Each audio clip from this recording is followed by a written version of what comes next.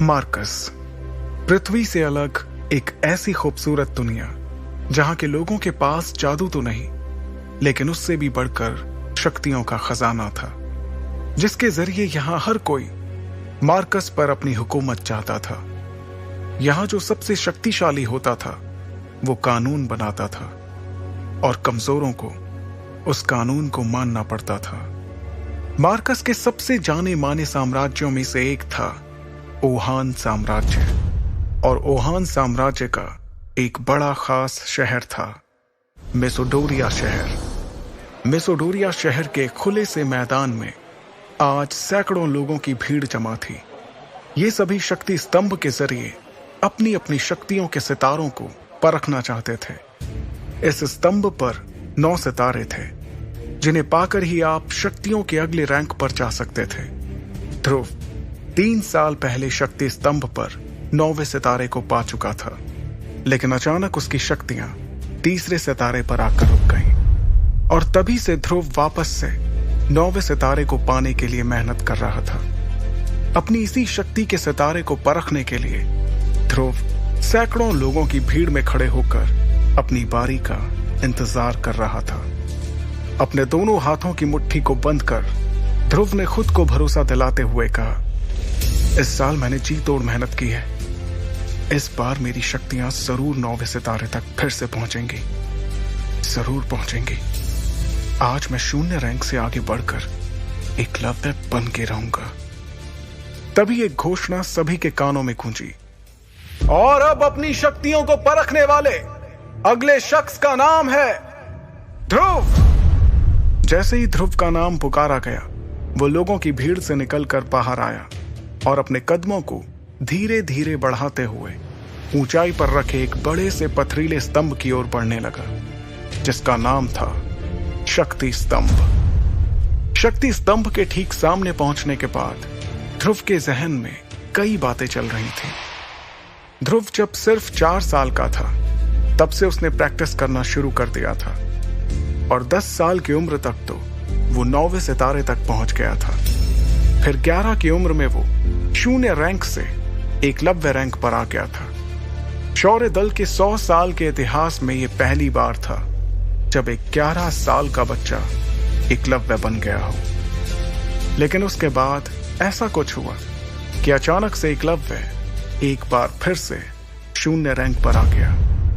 यही सब सोचते हुए ध्रुव ने अपने दाहिने हाथ की हथेली को शक्ति स्तंभ पर रखने के लिए आगे बढ़ाया।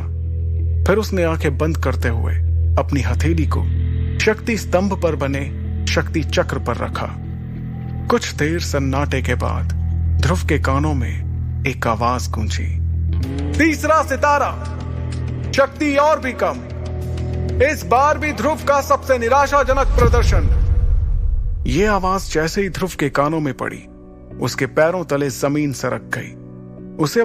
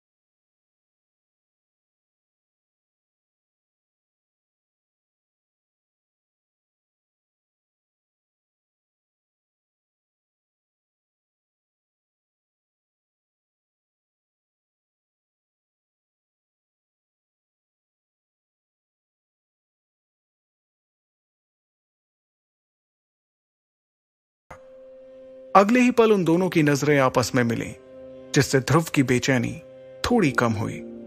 कुछ ही देर में वो दोनों साथ साथ कदम बढ़ाते हुए मैदान से बाहर निकल के जाने लगे। ध्रुव अपने घर शौर्य महल की तरफ बढ़ रहा था।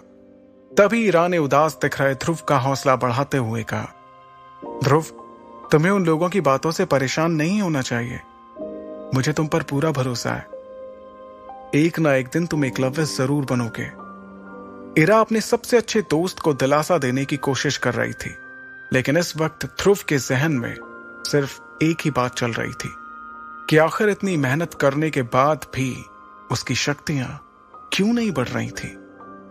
एक तरफ जहां ध्रुव की परेशानियां बढ़ती जा रही थी, तो दूसरी तरफ एक और परेशानी उसके घर की ओर कदम बढ़ा रही थी। लेकिन ध्रुव उस परेशानी से पूरी तरह बेखबर था। ध्रुव और ईरा आखिरकार शौर्य महल पहुंच गए। शौर्य महल में ध्रुव के पिता अरेंद्र, जो कि शौर्य दल के लीडर भी थे, अपने दल के कुछ बुजुर्गों के साथ बैठकर किसी खास मुद्दे पर बातचीत कर रहे थे। लेकिन जैसे ही अरेंद्र की नजर अपने बेटे ध्रुव पर गई, उसके उदास चेहरे को देखकर उन्हें सब कुछ समझ आ गया। वो अपनी बातचीत को वहीं पर रोककर ध्रुव के पास गए। अरेंद्र ने अपने बेटे ध्रुव को सीने से लगाते हुए कहा, कोई बात नहीं ध्रुव, तुम मेरे बेटे हो, शौर्य दल के लीडर अरेंद्र के बेटे।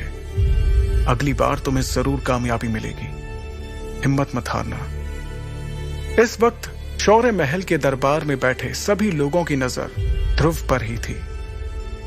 तभी अचानक एक लड़की नीले रंग के गाउन में अपने लंबे लंबे कदमों के साथ शौर्य महल के इस दरबार में दाखिल हुई। इस लड़की का नाम लारा जयान था। लारा के दादाजी ओहान साम्राज्य के शेरदिल सेनापति रह चुके थे और लारा अंबर दल की होने वाली लीडर थी।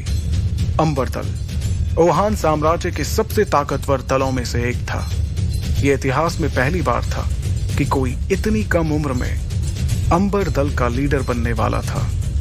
लारा को अपने सामने देखकर सभी लोगों के साथ अरेंद्र भी हैरानी में पड़ गए, क्योंकि सभी जानते थे कि ये कोई आम लड़की नहीं, बल्कि अंबर दल की होने वाली लीडर थी। लारा का अचानक इस तरह से महल में आना किसी को भी समझ नहीं आ रहा था।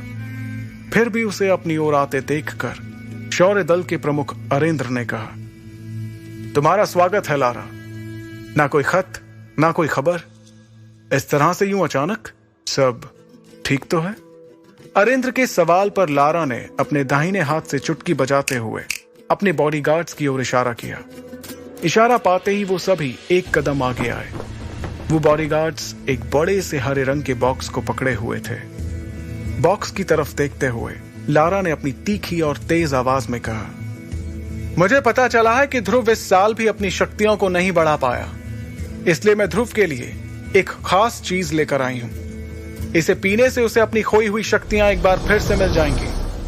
अरेंद्र ने ध्रुव की ओर देखकर दोबारा लारा को देखते हुए कहा, लेकिन लारा, हम तुमसे कोई तोहफा नहीं ले सकते, और वैसे भी तुम कुछ ही दिनों में हमारे परिवार का हिस्सा बनने वाली हो, इसलिए इस तोहफे की कोई जरूरत नहीं है। अरेंद्र की बात खत्म भी नहीं हुई थी और बॉडीगार्ड्स ने उस बॉक्स को खोल दिया। सभी को बॉक्स में हरे रंग की शरबत से भरी बोतलें दिखाई दे रही थी। वहां मौजूद सभी लोगों ने इस शरबत को पहचान लिया था। अरेंद्र ने उस शरबत की ओर हैरानी से देखते हुए कहा, करिश्माई शरबत? यह तो बहुत ही कीमती शरबत है। हम तुमसे इतना कीमती तोहफा बिल्कुल भी नहीं ले सकते लारा। लारा ने देरी किए बिना तुरंत अरेंद्र से कहा, आप जानते हैं ना कि यह करिश्माई शरबत ध्रुव के लिए कितना फायदेमंद साबित हो सकता है। मुझे लगता है कि ध्रुव को इस शरबत को ले लेना चाहिए, क्योंकि अब तो शहर में ध्रुव के लिए तरह तरह की बातें भी होने लगी हैं। उसकी बात का जवाब देते हुए अरेंद्र ने कहा, मैं जानता हूं लारा, और मैं ये भी जानता हूं कि इस करिश्माई शरबत के कई फायदे हैं, लेकिन इस बात से भी इनकार नहीं किया जा सकता कि इससे ध्रुव को कोई फायदा नहीं होगा, क्योंकि उसकी शक्ति 9 सितारों से ऊपर नहीं है। और तुम ये जानती हो ही कि अगर 9वें सितारे से कम शक्ति वाला कोई इस शरबत को लेगा तो इससे उसकी शक्तियां और भी कम हो सकती हैं। अरेंद्र अपनी बात को पूरी करते उसके पहले ही लारा ने उन्हें टोकते हुए कहा, हाँ मैं जानती हूं कि शक्तियां कम भी हो सकती हैं, तो इसमें इतना परेशान होने वाली कौन सी बात है। ध्रुव का शक्ति का सितारा तो वैसे भी 3 पर ही है। ध्रुव के पास अब हारने को बचा ही क्या है। इससे पहले कि अरेंद्र कुछ कहते, लारा की इस बात पर अब ध्रुव ने अपनी चुप्पी तोड़ते हुए कहा, मैं कभी भी अपनी शक्तियों को इस तरह से नहीं बढ़ाऊंगा लारा। तुमने ये सोच भी कैसे लिया। लारा ने भी तुरंत इस बात का जवाब दिया, अच्छा तो फिर तुम किस तरह से अपनी शक्तियां बढ़ाओगे। वैसे ही जैसे पिछले 3 साल से बढ़ा रहे हो। लारा की इस बात का ध्रुव के पास कोई जवाब नहीं था।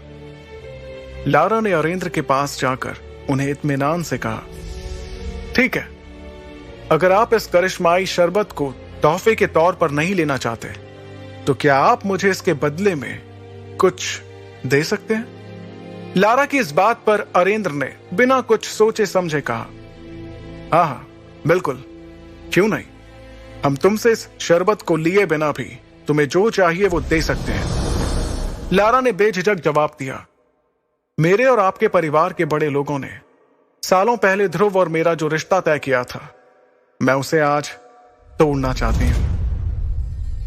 लारा के मुंह से इस बात को सुनकर ध्रुव, उसके पिता अरेंद्र और वहां पर मौजूद सभी लोगों के पैरों तले जमीन सरक गई। एक पल के लिए वहां सन्नाटा छा गया। किसी को भी इस बात पर यकीन नहीं हो रहा था कि लारा ने अपने और ध्रुव के रिश्ते को तोड़ने की बात कही थी। अगले ही पल अरेंद्र ने अपनी नाराजगी जाहिर करते हुए तेज आवाज में कहा, लारा, ये जानते हुए भी कि यह रिश्ता तुम्हारे और हमारे परिवार के बड़े लोगों ने तय किया है, तुम कैसे रिश्ते को तोड़ने की बात कर सकती हो। तुम जानती हो ना ये कितना गलत माना जाता है। अरेंद्र की नाराजगी के जवाब में लारा ने बड़ी ही बेफिक्री के साथ कहा, यह रिश्ता जरूर परिवार के बड़े लोगों ने तय किया था, लेकिन तब और अब में काफी फर्क आ चुका है। आज मेरे और मेरे परिवार के लोगों की शक्तियां कहां से कहां पहुंच चुकी हैं, जबकि ध्रुव पिछले 3 सालों से वहीं पर अटका हुआ है। लारा के मुंह से अपने और अपने परिवार की बेइज्जती होते देखकर अब ध्रुव से रहा नहीं जा रहा था। उसे लारा पर बहुत गुस्सा आ रहा था। तभी लारा ने अपनी बात को आगे बढ़ाते हुए कहा, और वैसे भी सभी जानते हैं कि मैं इस वक्त अंबर दल की लीडर बनने वाली हूं, और इसके लिए यह बहुत जरूरी है कि मेरा किसी कमजोर के साथ कोई संबंध ना हो। इसलिए बेहतर यही होगा कि यह रिश्ता आगे बढ़ने से पहले यहीं पर टूट जाए। अंबर दल की लीडर बनने वाली बात पर गौर करते हुए अरेंद्र ने उससे कहा, तो यह है असली बात, बाकी सब तो तुम्हारे लिए एक बहाना था, सिर्फ एक बहाना। तुम्हें परिवार की कोई फिक्र नहीं है। तुम्हारे सिर पर तो सिर्फ सबसे शक्तिशाली बनने का जुनून सवार है, और इसलिए तुम इस रिश्ते को तोड़ना चाहती हो। इस बार लारा ने बेशर्मी से जवाब देते हुए कहा, तो आप ही बताइए कि मैं कैसे उस इंसान से अपना रिश्ता जोड़ लूं जो पिछले 3 सालों से अपनी शक्तियों को बढ़ा नहीं पा रहा। लारा की इस बात का वाकई में वहां पर किसी के पास कोई जवाब नहीं था। तब लारा ने दोबारा उस करिश्माई शरबत की तरफ देखते हुए कहा, अब आपके लिए यही बेहतर होगा कि आप मेरी बातों को मान लें और इस करिश्माई शरबत को स्वीकार करते हुए इस रिश्ते को तोड़ दें, क्योंकि आप भी जानते हैं ये शरबत कितना कीमती है और ध्रुव के लिए कितना जरूरी है। अब ध्रुव के सब्र का बांध भी टूट चुका था। वो लारा के ठीक सामने आकर खड़ा हो गया और उसकी आंखों में आंखें डालते हुए बोला, ठीक है, तुम्हें इस रिश्ते को तोड़ना है तो ये टूटेगा, जरूर टूटेगा। ध्रुव के इतना कहते ही सभी हैरानी से उन दोनों के चेहरे की तरफ देखने लगे। तभी ध्रुव ने अपनी बात को आगे बढ़ाया, लेकिन इस रिश्ते को तोड़ने से पहले हमारी शादी होगी और उसके बाद मैं तुम्हें तलाक देकर इस रिश्ते को हमेशा हमेशा के लिए तोड़ दूंगा। बताओ, है मंजूर? ध्रुव की इस बात पर लारा ने तपाक से गुस्से में झल्लाते हुए कहा, ये क्या बकवास कर रहे हो तुम? तुम्हें मालूम भी है इससे मेरे परिवार की कितनी बदनामी होगी? तब ध्रुव ने बड़े ही इत्मीनान से जवाब देते हुए कहा, तो जो तुम कर रही हो उससे हमारे परिवार की बदनामी नहीं होगी? जब बदनामी होनी ही है तो क्यों ना दोनों की ही हो? इस जवाब पर लारा ने तेवर दिखाते हुए कहा, मुझे यकीन नहीं आ रहा है कि मैं उसी ध्रुव से बात कर रही हूं जिसे मैं कुछ सालों पहले मिली थी। ध्रुव ने बिना वक्त गवाए अपने उसी अंदाज को बरकरार रखते हुए कहा, मुझे भी यकीन नहीं हो रहा है कि कैसे तुम इस करिश्माई शरबत की आड़ में इस रिश्ते को खत्म करने के लिए बिना कुछ सोचे समझे यहां चली आई। इतनी बातें करते हुए ध्रुव और लारा दोनों के चेहरे एक दूसरे के बहुत ही नजदीक आ गए थे। उन दोनों की आंखें एक दूसरे को घूरे जा रही थीं। माहौल गर्माता हुआ देखकर लारा के बॉडीगार्ड्स अपनी जगह से आगे बढ़े, लेकिन अगले ही पल लारा का एक इशारा मिलते ही उन सभी ने अपने आप को रोक लिया। फिर लारा ने अपनी बात को आगे बढ़ाते हुए कहा, मेरे पास एक तरीका है जिससे हम इस रिश्ते का फैसला कर सकते हैं। ध्रुव ने उससे पूछा, और वो क्या है? लारा ने कहा, 3 साल बाद हम दोनों के बीच एक मुकाबला होगा। अगर उस मुकाबले में मैं जीत गई तो तुम्हें इस रिश्ते को तोड़ना होगा, और अगर तुम जीत जाते हो तो वही होगा जो तुम चाहोगे। लारा की ये शर्त सुनते ही शौर्य महल में एक सन्नाटा छा गया था। अब सभी की नजरें ध्रुव के जवाब का इंतजार कर रही थीं। क्या ध्रुव अपनी मंगेतर लारा की शर्त मानेगा? आखिर क्या वजह है जो ध्रुव की शक्तियां पिछले 3 सालों से आगे नहीं बढ़ पा रही थीं? कैसे लड़ेगा ध्रुव अपने से शक्तिशाली लारा से?